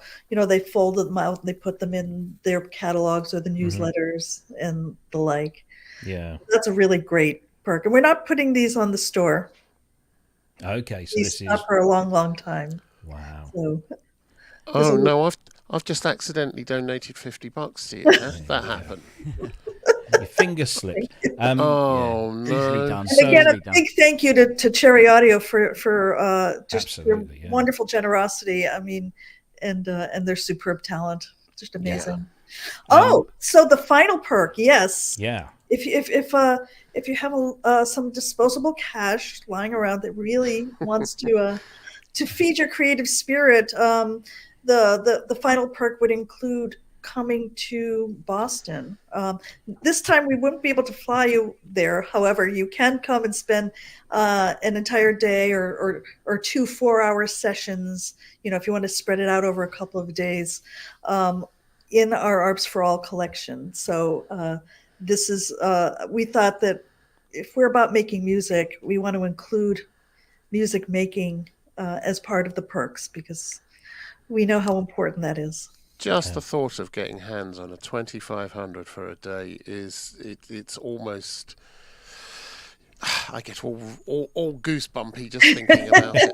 It's a lovely thing, and anyone here can get that. Anyone can apply as well, can't they? So as well as donate, because this is a great thing and it's a great cause. Even if you couldn't get over to Boston, but you have $1,250 lying around, do it and then gift the 8 hours to someone you love that can. To someone that needs it or someone that would like to. Yeah. Just saying. Yeah. Anybody in mind? Know. Yeah. I'll cut my accommodation cost down. I'll come and stay with Dina. Hurrah! No, I want, if you don't mind me taking up a few more minutes of airtime. There's a few. Yesterday I spoke to Jim Mitchmer-Heisen. I'm not sure how many people know who he is, but he wrote the ARP 2600 user manual, which is, as you all know, is a classic of synthesis technique. He also had the Boston School of Electronic Music. Cool. And he taught people how to use the 2500, the 2600. He worked with Roger Powell and Mark Stiles, Drew Schlesinger, and many people that have been, important players in the synthesizer world, cut their teeth on synthesizers with Jim. He's going to do a workshop once we get the 2500 all nestled in its little area. Cool stuff. Yeah, so it's so cool. There's some really great things happening. If I don't know if you've noticed, we haven't had any events this year, and we've been regrouping with our new board members, and also, really trying to plan for the 2500 for the residency. We're working on sponsorships for that, for the residency, and we've been busy behind the scenes. So I don't want to get you too excited, Dina, but Okay. do you remember what the total was before? It was about 800 and something bucks, wasn't it? Yes. On the Indiegogo, right? Yes. Okay. Ooh. Oh my goodness. We've gone from 14% to 27% in just those few minutes that we've been talking about it, and I'd like to think that maybe somebody somewhere had something to do with it. Well, obviously, we know that Andy's donated. We also know that Dr. Synth has just happily donated. Manny Fernandez, welcome to you. I'm getting a little tired of that man's voice at the moment, but he knows what I'm talking about. So, yeah, I mean, just fantastic. I think we all need to get on board with that one, and we wish you the very best, because it is an amazing project and an amazing thing that you're doing with that. So yeah, brilliant stuff. Link is in the chat. We will be sharing, I think we've already shared it on our Facebook page, but we will continue to share that over the next 39 days. And if you can't find it, then just drop us a line and we'll happily put that around. You might notice at the bottom of the screen we're saying stick around for a very special surprise. That special surprise will be coming very, very soon. So what I would suggest is, so that you're not too distracted, you know, nowadays you can have multiple tabs on a browser and you can maybe have 2 browser windows. Have one for the show and have one ready to paste a link into that we're going to give you, that's going to make you very excited. Tell your friends, get them to come and watch the show now, and they'll get the special surprise too. It's almost Christmas. Dina, thank you so much for telling us all about that. Stay around, stick around, please. And again, thank you, Cherry Audio. Thank you so much. Absolutely, yeah. So welcome. I want to chime in and say that all December long, all during the month of December, at the Cherry Audio website, with any purchase, you can donate $5 to the Alan R. Perlman Foundation on your way out, and we've already raised an additional $150 for the Alan R. Perlman Foundation just through our customers chipping in a donation on the way out, and we've got the whole rest of the month to go. So brilliant. So there you go, kids. If you're going to be buying Synth Stack or Pro Soloist, you know where to go, you know where to leave the donation. It all goes to an amazing cause. So brilliant stuff. And Dina, we need to have a chat. We'll do that later. We'll do that later. Okay. Get your people to speak. Yeah. So yeah. Right. Okay. But wait. There's more. There's more. There's more. Dina, I haven't forgotten. Ah, yes. You know, I haven't forgotten. Up 2500 matrix panels. Brand new, never used. Look For at our those. next string cabinet. Oh my goodness. Yeah. However, also, Yes. you don't know yet. Everybody else knows. I officially retired yesterday from vintage synthesizers. There. Yeah, happy birthday, mate. Balloons. Yeah. Do it again then. Oh my God. No, Oh yeah, don't it's do when it. you do that, isn't it? Yeah. Okay. Anyway. Did a check. A complete white-faced Odyssey. A grey Marvin. There is a Pro Soloist. I don't know how many boards there are altogether. But anyway, there's about 55, 60 ARP boards across the various machines. So we're getting them all into a big box for you. That's going to be a very big box. And get some of the other stuff that you got there going. Yeah. Wow. Well, wow. We are going to be, not a lot of people know this yet, but we don't know the location, but we're thinking of having a second ARPS for All location in my area. So I seriously don't need all these synthesizers behind me, since I'm not a prolific synthesist. And I live very close to Woodstock, New York, where there's a plethora of state-of-the-art recording studios, including the Utopia studio, where Todd Rundgren. Yeah, and so one of my missions for the next year or so is to get a second location in the New York area.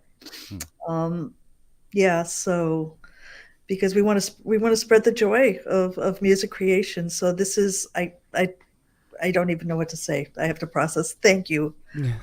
My goodness. Are you doing? Are you going to cover Chroma as well? Chroma. That is one we don't have. Yeah, because I've got an awful lot of Chroma. Wow. A lot of Chroma. A lot of Chroma. Yeah. Richard's seen the garage. There's at least 5 in there. So. This is where all this stuff is. Maybe you, Kent. Maybe you want to have a second career as hosting an ARPS for All location in his garage. In my garage. Yeah. It's 3 people at once. Bring a coat. Bring a flask of tea. Yeah. We can talk about this, Dina. Got some plans. There's There a we lot go. to talk about. Excellent. There Wow. is. Well, there There is. is. So we're now like 3/4 of the way through the show. Oh my God. We've had an absolute. This has flown by for me. I don't know about the rest of you, but it has absolutely flown by. And we've got, as the banner has been saying for the last 20 minutes or so, a very, very special surprise. And I think it's probably about time that we put everybody out of their misery. And I'm going to hand over to Mr. Dan Goldstein, who wants to say a few words. And I'm ready. And I think somebody else is going to be ready with their fingers on a button. So, Dan, my man, over to you. Thank you. Yeah, we do. We have a bit of an announcement. And I just, I love how generous this community is. It's so nice to see the money that was donated and what Kent just did. It's such a great community to be a part of. I want to do something for a minute that we don't normally do. Mitchell and I and the rest of the Cherry Audio team are always so focused on what's next. Mitchell and I are 2 products ahead right now. And there's a lot of great stuff coming out next year. But I want to take a moment to, we just had Thanksgiving here in the United States, and the Christmas season is upon us and the end of the year. And I want to talk just a little bit about what Cherry Audio and my team here has accomplished in the last year, because I think it's extraordinary, and I could not be more proud of Mitchell and James and Robert and everyone, our QA team, our sales team. Just what everyone has done is extraordinary. So just to do a quick recap on the last year, a year ago we came out with the GX80. Computer Music Magazine gave it a 10 out of 10, gave it their Value Award, gave it their Editor's Choice Award. Music Tech Magazine gave it their Choice Award. Music Radar called it the best synthesizer of 2022. Then Mercury 6 came out. Computer Music gave it a 10 out of 10. Music Tech Magazine gave it a 10 out of 10. Novacord and Solovox came out. Computer Music gave it a 9 out of 10, and their Editor's Choice Award.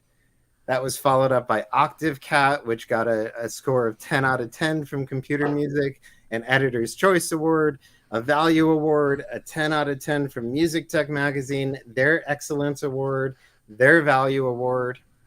And this week we learned that Harmonia, Mitchell's incredible, brilliant design for a synthesizer, is reviewed in the new issue of Computer Music Magazine. They gave it a 10 out of 10, and their Editor's Choice Award.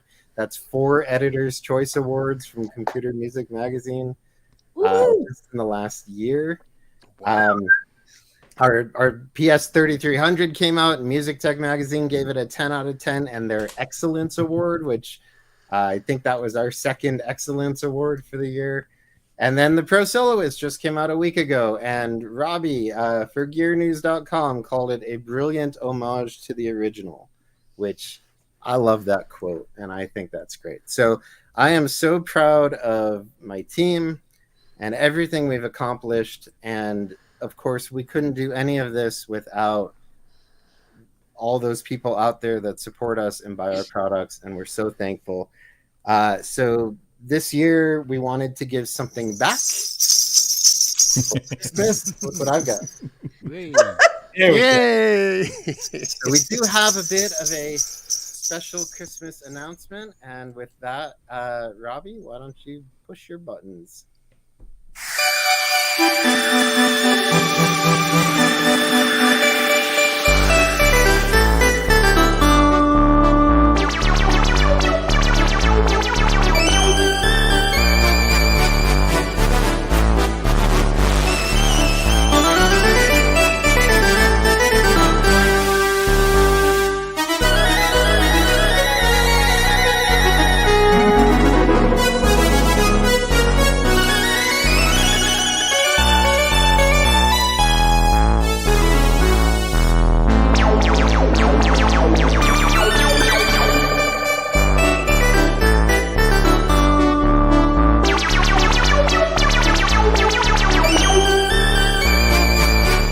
I wish there was a fade that we could do on that, because it ends too abruptly. But yeah, everyone, if you want a free synthesizer for Christmas, Santa Dan and everyone at Cherry Audio has made the synthesizer expander module available completely free of charge.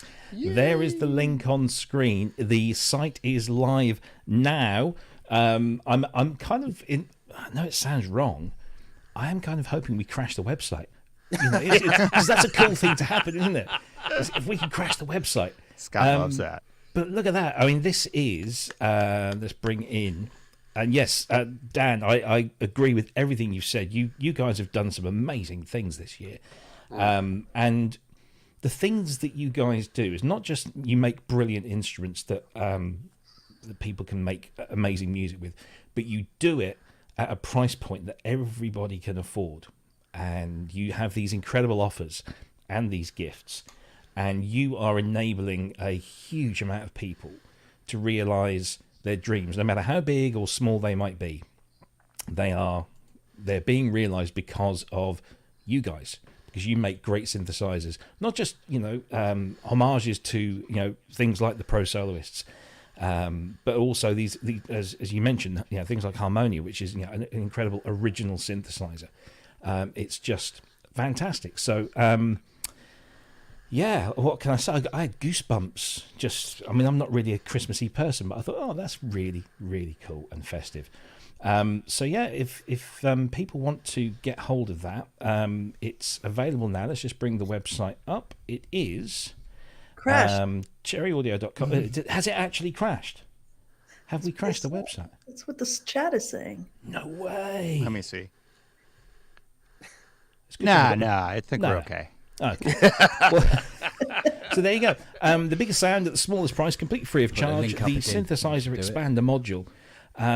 It looks great. It sounds great. I've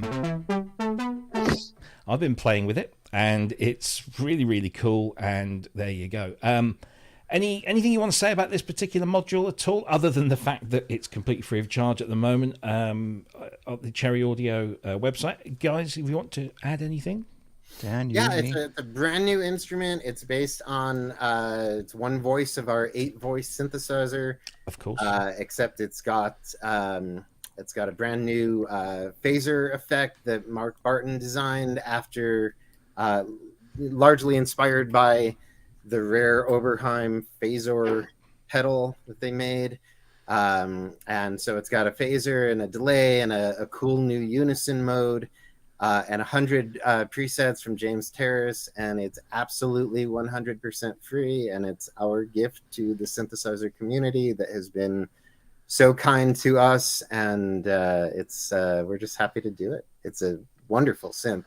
The filter is a Mark Barton design. It's just the heart and soul of the SEM is that wonderful filter, and Mark's filter is just extraordinary. So I hope everybody loves it. Have a great time. Make some music. Yeah, and also we should mention Mal Meehan did the really super cool 3D graphics on it, and that now it looks cooler than our 8-voice, which drives me nuts. But but it looks so cool that 3D thing looks just like the original box. Would you consider updating the 8-voice?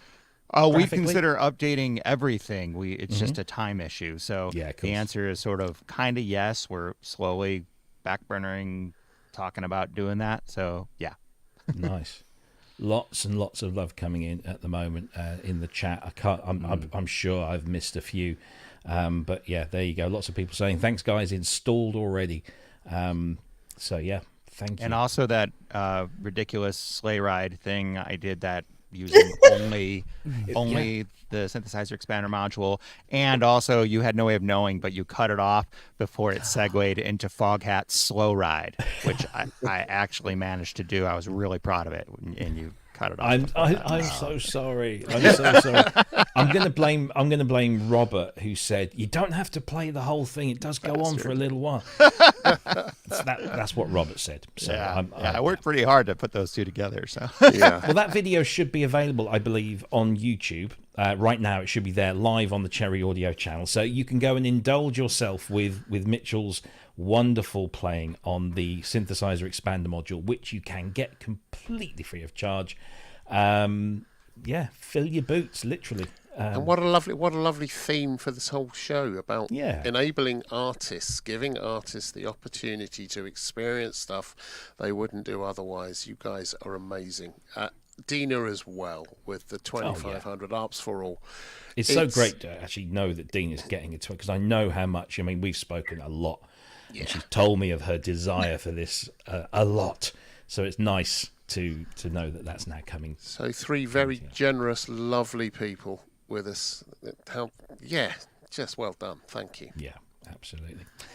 Thank you. Brilliant. Well, how do we top that? I don't know. We've got like 20 minutes left of the show. I guess we could just talk about 2 or 3 little newsy things that came out. And I appreciate that not many people have probably had too much of a chance to gen up on any of this stuff. But I thought it might be worth mentioning. So when was it? A week or 2 ago, the company that shall not be named, that Behringer, announced that they were coming out with the UBXA. It was done. It was a done thing. That it was being built. It was shipping, and it would be available very soon. And they quoted everybody a price of $1,499 for a 16-voice analog polyphonic synthesizer with poly aftertouch, with allegedly that classic sound. I say allegedly because we haven't played one. All we've heard is a promo video, but they did mention something about the price, and there would be a little surprise in store. Well, the surprise is that it's not $1,499. It's actually $1,199, which, if you convert that to Great British pounds, is 899 quid. Now, when this launched, I said, think what you like about about Behringer. What, $1,500 for a synthesizer of this potential power and capability is not a bad price when you compare it to what else is going on in the market. And now they've said it's even less. And the reason they're giving, and make of this what you will, but the reason they're giving is that their employees are apparently giving up the profits. So I don't quite know what that means. But, this is Behringer marketing, so we're all a little bit in the dark. But they've basically said that they're giving up their profits, and they're giving it to a charity that is putting instruments in the hands of people that wouldn't normally get it. So, a good cause. And Behringer will match any extra donations that you make up to $1 million.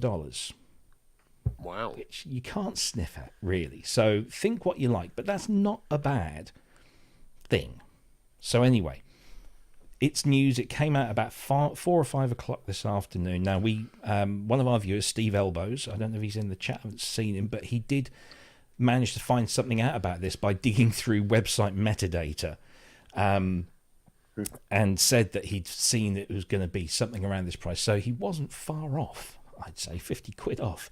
So there you go. It's available through all Behringer's, what do they call them? Super dealers or something like that. But yeah, there it is. $899 or $11.99 US, and that's just conversion rates, but it's not bad. Not bad at all. Any thoughts on that one before we quickly move on? Anyone got a comment? I just hope, even at that price, which is let's face it, is very, very good for a 16-voice synth. I just hope that they actually finished building it before they shipped it. That's all. Yeah. Calibrated it perhaps would be nice. There is, so they do have a bit of a reputation for shipping things uncalibrated. Yeah. Which, so we'll see. I heard that you get a free Tesla Cybertruck with each purchase. They can't give those away, can they? Well, it's really cold here. We could do with the warmth from the fire. Yeah. Have one of those explode on your driveway and you're set for the rest of Christmas. You can do your cooking and your heating. Right through till spring. But yeah, little bits hang around, but it's a 16-voice poly. I mean, I'm reserving judgment until I actually play one or see a video of somebody I trust play one, because at the moment all we've had is the Behringer in-house stuff, and it's not been very varied. But yeah, it's good. Anybody else got any thoughts on that, Andrew? Yes. Quickly, we have much time. It's a good, at that price, why wouldn't you, kind of thing. And I mean, I'd like to know more about this music program. You're putting music into the hand. You're putting instruments into the hands of people that otherwise couldn't afford it. Anything which does that is a good thing, and it's just stupid cheap. As Kent said, I hope it's built well and calibrated, but it's still at that price. It's pretty hard to beat down on them when they put something out like this. I wish they'd do their own though. Well, yeah, I mean, all they had to do was just do a Behringer Poly and just call it, Behringer Poly or something, and not have to trade off other people's, designs and what have you. Yeah, but no, the charity that they're working with is called Playing for Change. I will try and post a link up somewhere, but we got this information through a little while back, and I just haven't had a chance to put it all together. But it's Playing for Change. The Playing for Change Foundation and Behringer have teamed up, and with your help will bring positive change directly to people around the globe through music. Behringer just released their flagship synthesizer, continuing their vision to make music affordable for everybody. And then they are saying, all right, we are offering the UBXA for a price way below the actual value. Well, I don't know about that. If you can, please consider donating the balance or any amount in between to the foundation. So you're not obliged to, but they're just saying, the money that we're saving you, maybe give that to charity. And we will double the donation up to an additional $1 million. And I'm assuming that's US dollars. It doesn't say, but it's we across believe there's a 17. musician in every human being. Our mission is to empower those who have not and cannot. There you go. Admirable stuff. Yeah. Right. So there we go. That's that little now. That literally just flashed up on my screen. Moog have updated the Moogafogger pedals to 1.2 and removed the need for iLocks, because I know a lot of people don't like iLocks. I don't know why. I've never had any trouble with them. But according to my friend, colleagues on the wire, shall we say, this news just came in. Moogafogger FX plugins updated to version 1.2 and removes iLock registration. So that's an interesting thing. There was also another thing that launched just the other day. I think it was yesterday. Yeah, it was. It was the 30th. And that is this. Oh, no, not that. Oh, you'd think I'd have this all sorted out. But no, he messed it up again. It's Arturia. And Arturia have released an update to the KeyStep Pro, which is a massively popular controller, especially with the modular crowd, of which I am not a part of. This is the KeyStep Pro Chroma. So essentially, it's the same as the other KeySteps, except this one is a very dark, it's not black, it's a very dark grey. And instead of having those colour blocks to define the track buttons that you see there just to the left, the colours are now defined by LEDs that are customisable to your tastes. So it's the same, well connected at the rear. I shouldn't say that maybe, but yes, well connected at the rear, controller with lots of CV, lots of MIDI. Built-in sequencer, there's a drum sequencer thing in there as well. Lots of stuff going on. It's $499 US. They've updated the firmware to add in a whole bunch of new stuff, and that firmware is available across the range. I've not used one of these, but I see a lot of people using them. A lot of people swear by them. So I think this is a nice little addition. I mean, look at all those plugs on the back. You can connect so much, and you need that, I guess, if you're doing modular stuff. So there you go. Any comments on that one? Great for e-moms. Yeah, absolutely. If you're into modular, it's a really good controller.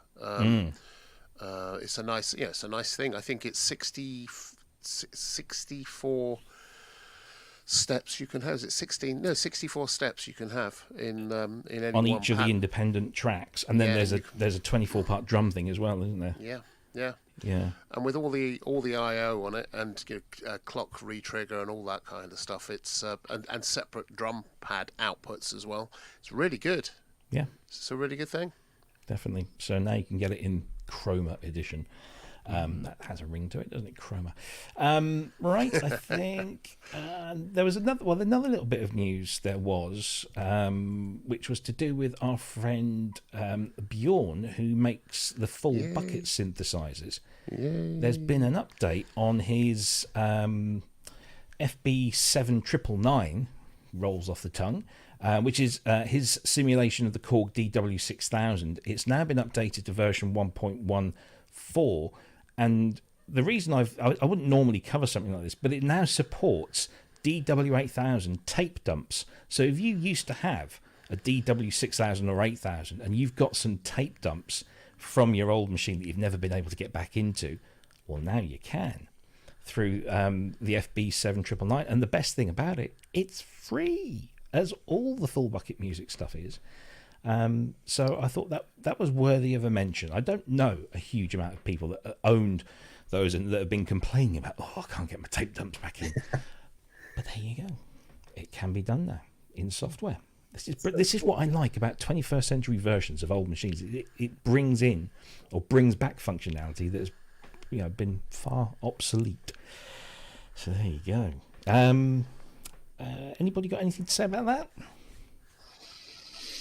Cherry audio, guys? Does it take like 7 attempts before the tape dump works? Yeah, and you have to. Did you do that thing with a tape recorder, like when you were loading a piece of software onto the computer and it didn't load, and you thought, maybe I'm standing too close to it, so I'll just move away and I'll do it again. No, actually, to be clearly not disparaging, it probably works far better than an original ever would work, and I'm sure you could transfer that to a WAV file or whatever, and so it probably is a much more reliable medium these days. So.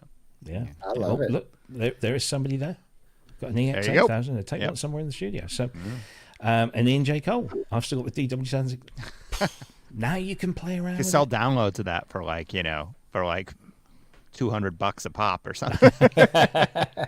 Yeah, there you go. There's a business right there. He needs to do that for the Prophet T8. I don't think the factory's ever winning anywhere on the planet.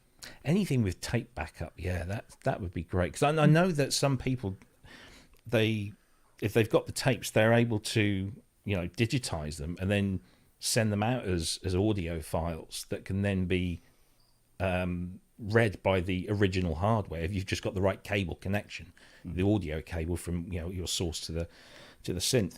I've got a Yamaha tape connector here that I've never used because I don't have any stuff on tape, but it came with my CX5. I think that had a tape import thing on it. Didn't the Prophet 10 have one as well? 5 did. The 5 and 10 did, yeah. Yeah, I want to say I successfully made it work on my Prophet 5 before I had MIDI in it. I've loaded factory computer. presets into a Prophet 5 from my laptop by playing back a recording of the There you tape. go. Yeah. It's super finicky, but if you're It's lucky, rewarding. it works sometimes. They It's sound rewarding warmer when it that happens, way. Yeah. It's much better than MIDI SysX. It sounds so Adds much a bit better. of wow and flutter, doesn't it? Yeah. What was the synthesizer? Was it the Prophet 10 that actually had a tape cassette drive built in inside? Yeah. Yeah, but that's for sequencer data. Oh, okay. So it wasn't for voice; it was just for SIGs. Wasn't it a voice? It wasn't a small dictation. They had tape? 2 versions of it. They had a small tape, which is what mine is. Yeah. These micro tapes that were very bad. The drives are really bad, and the tapes are bad. And then sometimes you see them where they have a full-size cassette on the left end cheek of it. That's it. I've never owned that model. Dude, we got to make like a plug-in version of that, Dan. Yeah, For sure. That's reason enough to do a Prophet 10 right there. Andrew's just reminded me of an old joke. Do you use a dictaphone? No, I use my finger. Thank you, Kenny Everett. Thank you, indeed. Yeah. I tell you what, use I use magnetic strip drives and then get back to me. Yes. Hey, you're looking at Mr. 5 1/4 and 8-inch floppy disk man here, so I know your pain. I think was that pretty much it for the news. I think there's been a fairly slow week. I guess we're all sort of winding up before Christmas. It was, yeah. That's pretty much it. So let's just do a quick recap, shall we? Because we've been talking about not that. Remove that. We've been talking a lot about Cherry Audio's Pro Soloist, which is available now. It's a mere $49 US, It also comes as part of SynthStack 4, which is currently $299 for the full version, or significantly discount if you already own some Cherry Audio products. Just go to your Cherry Audio store on the website at cherryaudio.com. Whilst you're in the store, there is a button when you check out to donate $5 to that lady down there and her foundation, the Alan R. Perlman Foundation. And of course, we were talking about the Alan R. Perlman Foundation's new Indiegogo campaign. Let's see if we've had any more donations that have come in. Let's see if we've had a significant impact. Let's just do a page refresh. So we were at 1,675. We're still at 1,675 at this moment in time. But yeah, if you haven't already, please do consider donating to that cause. There it is. Lots of different levels. You get lots of little extras in there, posters, t-shirts, depending on what your level you go for. And you could even buy yourself up to 8 hours with an ARP 2500 full system, or the system that they're going to have at the foundation. So yeah, fantastic stuff. I will say that well, just that the 2500, we've asked if we could be in one of the recording studios, because the Record Co. has 3 static recording studios and then several different studios on wheels. That, in other words, you can bring recording equipment into a rehearsal. So whatever you do on said 2500 can be recorded forever. Fantastic. Brilliant stuff. Link is in the chat for everyone that wants to go there, and so we'll be sharing it around on the ProSynth network for the next 39 days, because that's how long you've got now to get your donations in, or your what do they call it, pledges in on the Indiegogo campaign. And finally, of course, we had the announcement live on the air from Cherry Audio for the synthesizer expander module. There it is in all its glory, and you notice the price. Happy Christmas, everyone, from Cherry Audio. It's nothing. It's free. Go and fill your boots. The link, I think, has already been posted in the chat, but if you want it again, it's not that one. Where did it go? There it is. It is cherryaudio.com/Santa. Nice and easy. Go and get yourself a synthesizer expander module for absolutely nothing, and say thank you to Dan, to Mitchell, and the whole team over there at Cherry Audio. And on that note, with the Christmassy music in the background, I'd like to first of all say a massive, massive thank you to you, Dan and Mitchell, not only for coming on the show today and telling us about Pro Soloist and allowing us to launch the synthesizer expander module, but for every instance that you've come on to the show this year. It's always a lot of fun. We always learn a lot. We have a good laugh. We get great ratings, so you guys are absolute gold for us. Loads of people come and watch you. And thank you for all of your efforts. And thank you for supporting us, because you really have given us lots to do and lots to talk about and lots to play with. So a big thank you to you guys. Yay! Have you got anything else up your sleeve for this year, or is this it? Are you now going to put your feet up? Literally, the thing, the next thing is right next to me right now, out of view of the camera. But not for this year. No, we're going to take a nap and enjoy our holidays. And I promise you, we have some really, really cool stuff planned for next year. Don't doubt it. So I hope you'll invite us back to talk about it. Oh, of course. Yeah, absolutely. Your rating's gold. So. Do you think? Yeah, we're super excited about the next couple things. They're definitely not going to be like, oh, they just did another, we got some really cool stuff in the pipe. So excellent stuff. Can't wait to see and hear that. So but thank you guys for your support for us over the year, because it's been fantastic, and we love you. We absolutely love you. Talking of people that we love, we absolutely dearly love this woman, Dina Perlman. Thank you so much for coming on at what was fairly short notice, and you came all the way from your office to come back home to do this. So we're super grateful. But thank you as well for all your support that you've given us, and for the friendship and the love, and for doing what you do, because that is so, so important. Not just keeping your father's memory and legacy alive, but also the legacies and the talents of all the people that worked with him and for him. And of course, everything you're doing for other people through the Alan R. Perlman Foundation, particularly through the Arts for All program. It's so admirable and so needed, and you deserve a cheer and a round of applause for that as well. Yay! Are you now putting your feet up for the holidays? I just want to thank everyone for contributing to this really great community. It's been an absolute joy to meet all these people, and I mean that from the bottom of my heart. I'm sorry, someone asked a question? No, I don't think so. Oh, okay, I heard. Yeah, you did, Robbie. Did I? Yes. Oh yeah, Yeah, you yes, asked- I did at the end. I said, what are you doing now? Are you putting your feet up for the holidays, or are you busy right up to the end of the year? Busy. Are you kidding? We have NAMM at the end of January. There's Of course, yeah. no Preparation. sleep till we're exhibiting as well. So anyone who is planning on making the trip out, There you it'll go. be 4 full days of music, cacophony, and joy. Awesome stuff. Any plans to come over to Europe next year? My husband and I are hoping to go to Italy and maybe stop, but maybe coincide it with a super booth trip first. So Oh, you've got to. we're if Yeah. if the stars are aligned, we're hoping that happens. Well, So. we will see you there. Absolutely. Fantastic. Dina, thank you so much for coming on, and thank you. And the best of luck with your campaign. I hope that you reach your target and beyond, and that you finally fulfill that dream of getting the 2,500 in there, and not just getting one, but allowing people to experience it. And of course, And this is the first of a whole system that we hope to someday have. So the first component, we're very grateful to Bruce.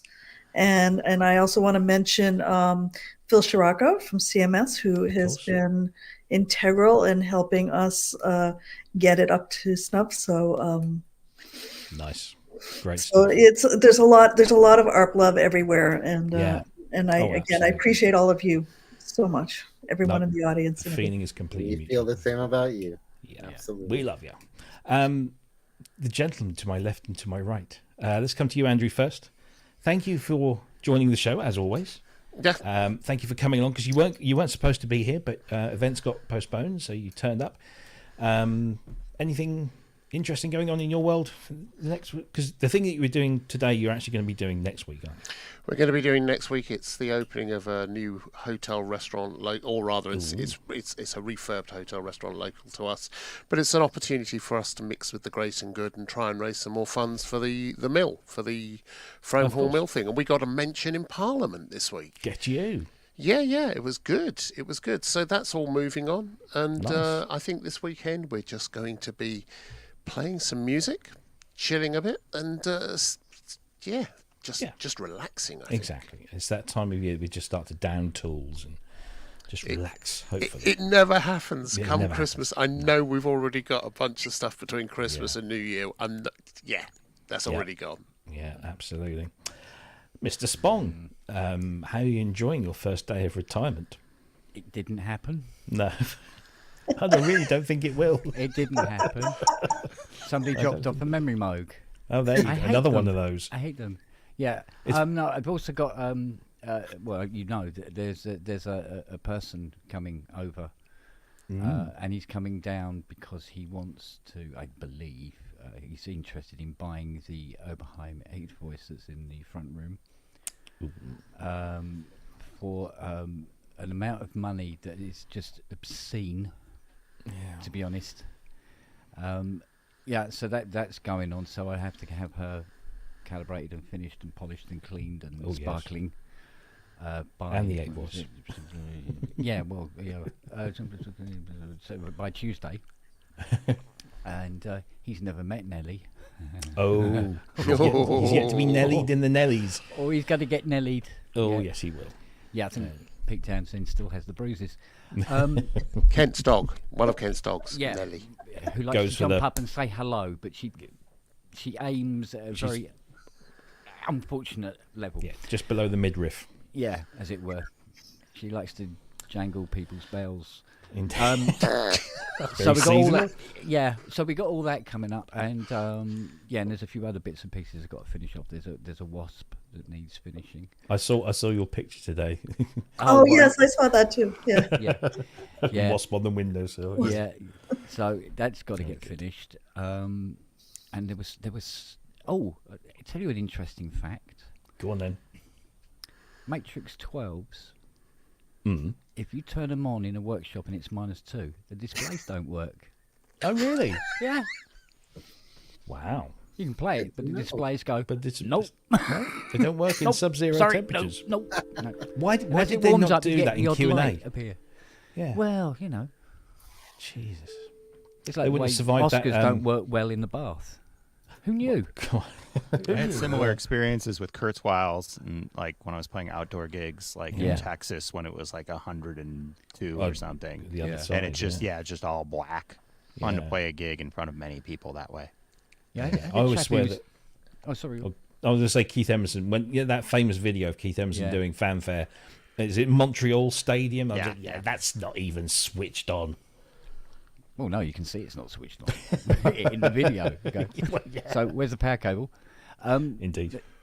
No, somebody was playing a gig, and it was with a Kurzweil 2500, and it was up in Canada, or Upper Boot, that area somewhere, and it was really, really cold, and the silicon grease on his keyboard just was freezing up, and he was like pushing the keyboard. It's only got worse and worse and worse. Hammer action, forget it.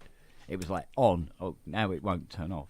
Just I bet Mr. Hilton's got some stories about playing outdoor gigs. Oh, he has, especially about 2500, Yeah.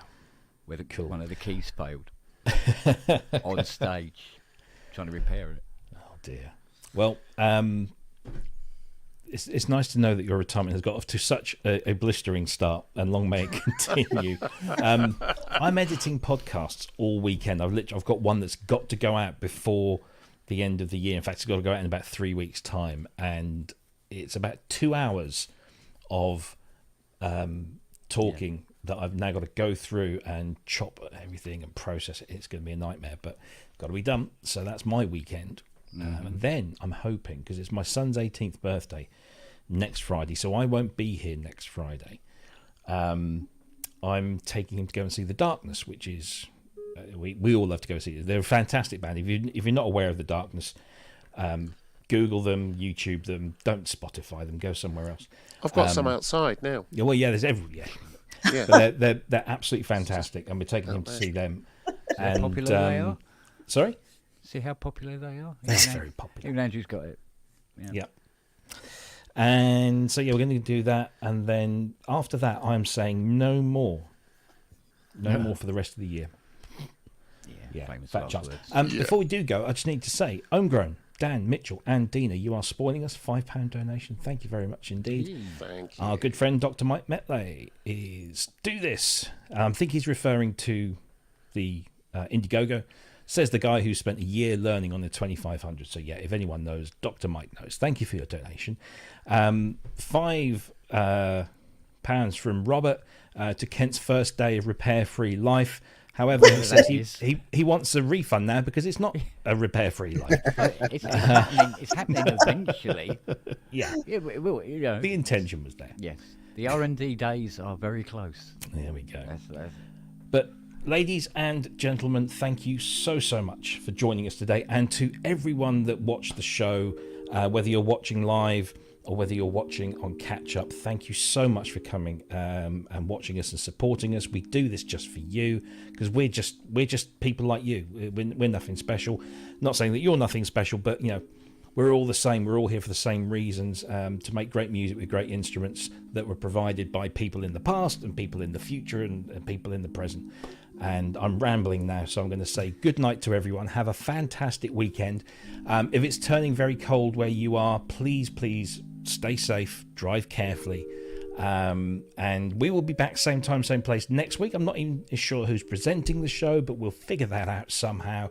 And we've got to prepare Christmas shows and our awards. So yeah, you might, Cherry Audio might get another award. And this Andrew year. might have learnt it by then. Yeah, Andrew might actually play Silent Night. Oh, here he goes. It's not quite there yet. Save Oh, that right. Save We'll that for a wait, few we'll wait. weeks, but we're on the way. It's Dearly it's in the beloved. post. It's in the We are mail. gathered here today. Dearly beloved, we are gathered here. Everyone, thank you so much for watching. We will see you. Don't forget to like and subscribe and hit the bell to get notifications. Take care, everyone. Thank you so much, Cherry Audio. Thank you to Dina Pearl. Thank you, to guys. Kent and Thank to you. Andrew. Take care. Oh, Bye my camera bye. goes God in. bless. Bye.